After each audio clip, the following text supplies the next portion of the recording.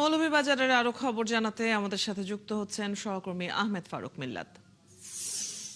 মিল্লাত, এখন পর্যন্ত কতগুলো গ্রাম প্লাবিত হয়েছে এবং মানুষের দুর্ভোগের কি তথ্য আছে আপনার কাছে জানাবেন?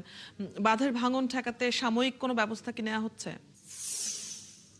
অদিতি, আপনাকে ধন্যবাদ। আসলে যে বৃষ্টিপাত অব্যাহত ছিল, আজকে একটু কিছুটা কম ছিল, এবং বৃষ্টিপাত এবং পাহাড়ি ঢলের কারণে মূলত মৌলভীবাজার জেলার আমি যেখানে দাঁড়িয়ে আছি, এই যে রাজনগর উপজেলার টেংরাবাজার ইউনিয়নের উজিরপুর যে বাঁধটি ভেঙেছে, সের পাশে এটা যে হরিপুর বলে এবং হরিপাশা, এবং আপনি তো পিছনে দেখতে পাচ্ছেন এখানে একটা বন্যা আশ্রয় কেন্দ্র আছে, এটা হরিপাশা সরকারি উচ্চ বিদ্যালয়। কিন্তু অত্যধিক পানির কারণে কিন্তু এই জায়গায় আশ্রয় কেন্দ্রে কিন্তু লোকজন নাই।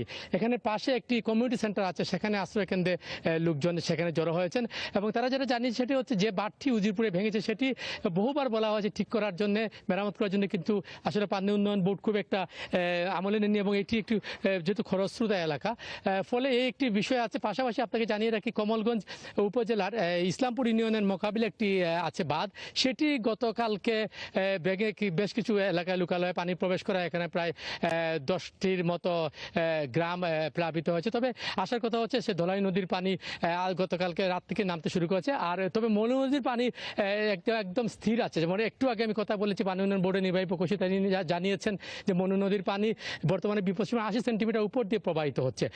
পাশাপাশি আপনাকে যেটা জানিয়ে রাখি যে এখানে আশ্রয় প্রকল্পে আশ্রয়ে যারা আছেন তাদেরকে ইতিমধ্যে শুকনো খাবার বিতরণ করা হয়েছে, এবং প্রশাসন জানিয়েছেন 148টি যে আশ্রয়ণ কেন্দ্র আছে সেগুলো প্রস্তুত রাখা হয়েছে। তবে যদি বন্যা অবনতি হয় তাহলে সেই কেন্দ্রে হয়তো লোকজন যাবে, না হলে হয়তো আশ্রয় কেন্দ্রে খুব একটা লোক এই মুহূর্তে নাই। একটি প্রাইভেট একটি আশ্রয় কেন্দ্র আমি পেয়েছি, সেখানে একটি কমিউনিটি সেন্টার, সেখানে প্রায় 20 থেকে 25টি পরিবার আছে। পাশাপাশি যারা এখানে, আপনি জানেন যে পানি হলে ওদেরকে গবাদি পশু আছে, ঘরে টিভি ফ্রিজ আছে, সব কিছু রেখে তারা আসতে চান না, সেটা যে বরাবরই আপনি জানেন। ফলে সব কিছু মিলে বলা যেতে পারে কিছুটা উন্নতি হয়েছে।